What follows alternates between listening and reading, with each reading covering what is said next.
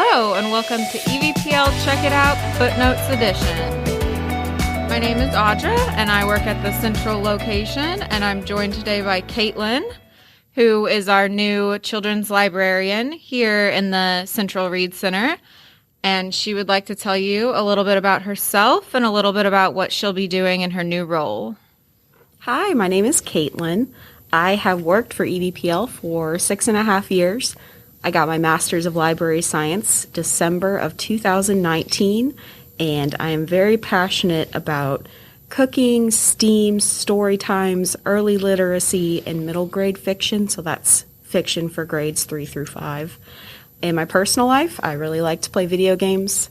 I'm a big fan of The Witcher 3, Stardew Valley, Animal Crossing, all of those fun things. I really like true crime and paranormal podcasts, so any adults, if you come in with your kids and you want to talk about that, I'm all ears. I love that. I'm obsessed with cryptids, especially Mothman and Bigfoot. So if your kid has an obsession with those, I know I went through a big cryptid phase when I was a kid. I had to learn everything I could about cryptids, and also the Titanic, and also Egypt. I think every single child goes through their Egyptology phase and their Titanic phase. I had a Titanic phase about a year ago. It's not just the children. I watched the James Cameron, like the live stream updated thing, and it's like 3 hours of them just seeing how it is now and how much it's deteriorated. So yeah, you're never too old for a Titanic phase. No, it is fascinating. So I can definitely help with those interests, any of those obscure things. If your child says to you one day, hey, I really want to learn about hieroglyphics and Egyptology, and you're like, okay, I can definitely help with that. Yeah, one thing about having a children's librarian is they're very good at recommending books that could be on specific subjects, or especially for those reluctant readers as well. Yes. I also recently have gotten scuba diving certified with my husband. Wow. So we did our first ocean dive in Florida in September for his birthday. Went about 70 feet underwater. Ooh. So it was a lot of fun, and I really enjoy it. Where do you go about doing that? Did you do it out of town? I'm guessing they have scuba diving in Evansville. They sure do. Huh. At the Aquatech Scuba Center. I believe it's on Weinbach. So you practice in the pool at the Y. And then when the weather's warm enough, you go to the quarry. There's a quarry in, I believe, Pennyrile, Kentucky, near Hopkinsville. I can't remember the name of it off the top of my head. But yeah, you go in the quarry and do your checkout dives there. And wow. Yeah, it's very fun. Maybe we'll get a pool at some point, and we can try that out. Do a kid's scuba diving class. Do you have any plans coming up to go anywhere to dive? Yeah. Depending on how everything goes with the world, of course. We are hoping to go for our anniversary in March. We're going to go to Cozumel. Wow. Yeah, That'll be really exciting. That'll be fun. So, Caitlyn, what drew you to pick children's librarianship and working with kids over everything else? Oh, gosh. That's a big question.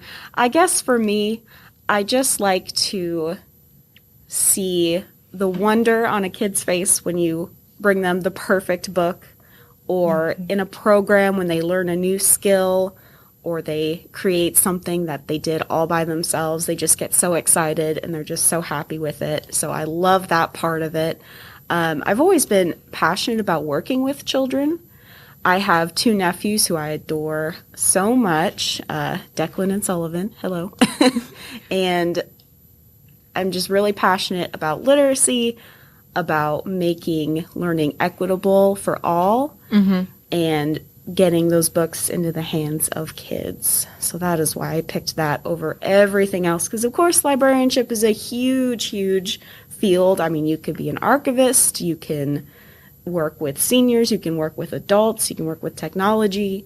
There's just so many things that you can do, but working with children is just, I feel, the best part of being a librarian.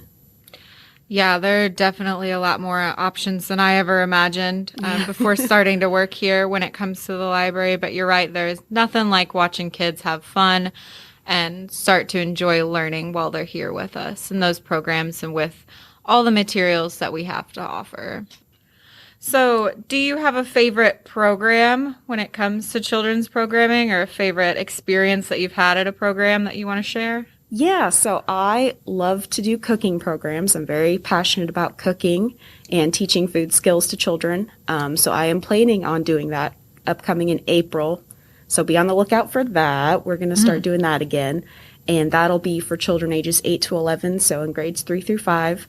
And that is probably my favorite program to do. It's a lot of work, and it's a lot of managing little minds and little people to do the recipe and follow the directions, but it's a lot of fun and very rewarding. Yeah, it gets a little messy, I can imagine, but I'm sure that the end product tastes good. Yeah, I'm never doing sugar cookies again because there was flour literally everywhere, and it was a disaster, but they had fun, so. Yeah, what's your favorite recipe that you've made with the kids? Oh, gosh, I gotta think back. We did chicken noodle soup. I had gotten enough induction cooktops that I could do that recipe, and the kids really enjoyed that. And it felt more like actually cooking, because most of the recipes we had done in the past, you just stick in the oven, set it, and forget it. Yeah. So they were actually involved with chopping and stirring everything and measuring it. And, yeah, they just were more active with the recipe. Yeah. Those are some great skills to have. That sounds delicious. Perfect for a cold January day like today. Yes, definitely. So here at the Reed Center, at the central location, we're really trying to build back some regular programming. So I know we've got some very exciting things coming up and some standard programming as well that we'll have starting in February and on then. And some of our standard things are story times, but we've got so many of them, and they're all named different things. So do you want to tell me a little bit about how I would pick the right story time for my family? Yeah, of course. So for our regular story times, those are starting February 10th, so that's Thursday morning at 10 a.m.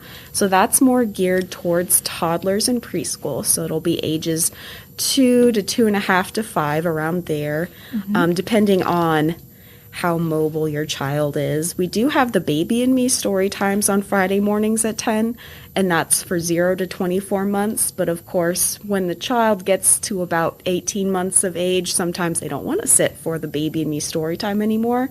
So you could try the dance party. So that is on Wednesday mornings at 10, and that's really for a more broad age range. So 18 months to 5 years old, it's all good. Bring them all down. They can all have fun with that. I'm also starting a yoga story time, and that will be every other Tuesday starting February 1st at 10:30 a.m., and that is geared more to children ages 3 to 5. But I'll be able to learn some yoga moves as well, right? Yes. Yeah. So it'll have traditional storytime elements. We'll still read a book, we'll do some songs and rhymes just like we would in a traditional story time.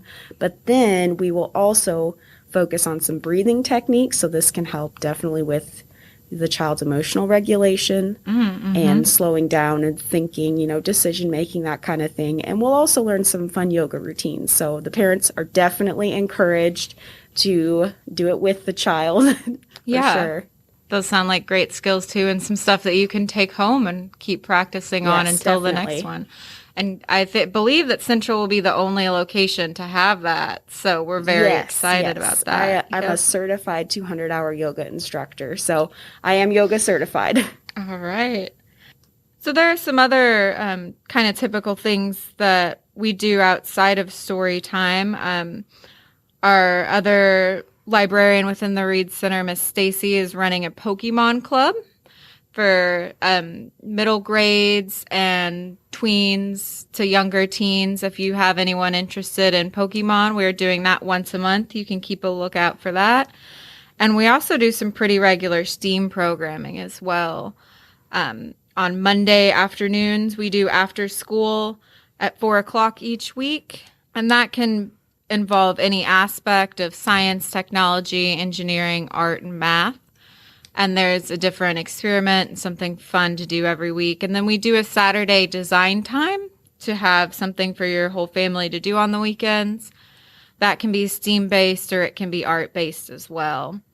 So outside of those standard things, I think we've got some special stuff coming up for February. Caitlyn, you were going to hold an event? Yes, I am holding an African American read-in on February 24th at 3 p.m. And the purpose of this program is to make literacy a part of celebrating Black History Month. It was started in 1990 by the Black Caucus of the National Council of Teachers of English. And the purpose is to just highlight creators of literature that are African American. And for the program, we will be doing a quick story time. So we'll have a story time, we'll have refreshments and crafts, and also we'll have an opportunity for your family to read aloud from the books. You can read together, you can read out loud to the whole room, and it's just a way to celebrate the achievements of African American creators. So we will be doing that. That's February 24th from 3 to 5. It'll be in the Read Center, and it's for families in all ages. That one definitely sounds fun. I would check it out. It's a chance to get involved with story time yourself. Exactly. Yeah, you can have your own story time. Yeah, you can be the reader for once.